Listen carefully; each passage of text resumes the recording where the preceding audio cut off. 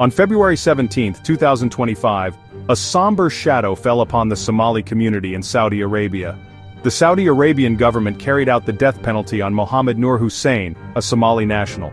He was convicted of smuggling hashish. The execution was carried out in Najran, a city in the southern part of the kingdom. The method used was beheading, a practice rooted in Saudi Arabian legal tradition. The news sent shockwaves through the Somali community, both in Saudi Arabia and back home. Hussein's execution brought to the forefront the precarious situation faced by many Somali nationals working in the kingdom. Hussein's story is not an isolated incident. It highlights the complex relationship between Saudi Arabia and Somalia, particularly in matters of law and justice. The case also raises questions about due process, fair trial, and the right to legal representation for foreign nationals in the Saudi legal system. The execution has sparked outrage and grief, with many Somalis expressing deep concern about the treatment of their compatriots in Saudi Arabia.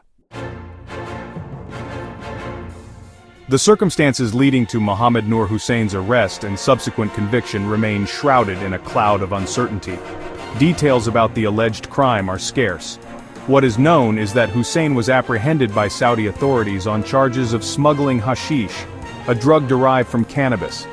This incident allegedly occurred several years prior to his execution. The trial itself has been a point of contention.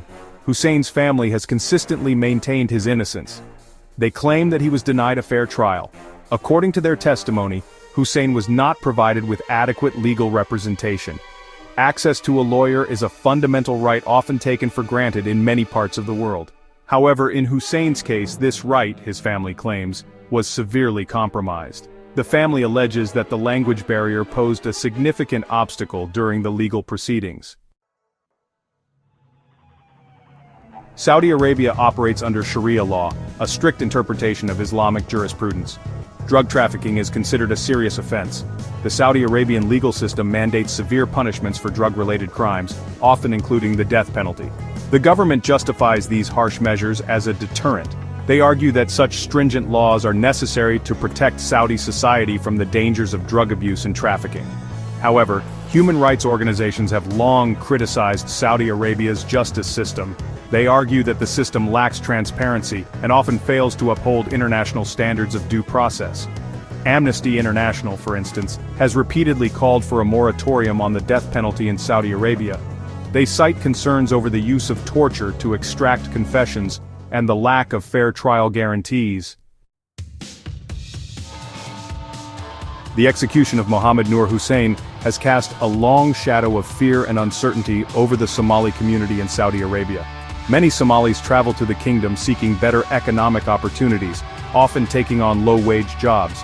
They are particularly vulnerable due to their economic circumstances and limited access to legal aid. The Somali embassy in Riyadh has been actively engaged in trying to assist Somali nationals facing legal troubles in Saudi Arabia.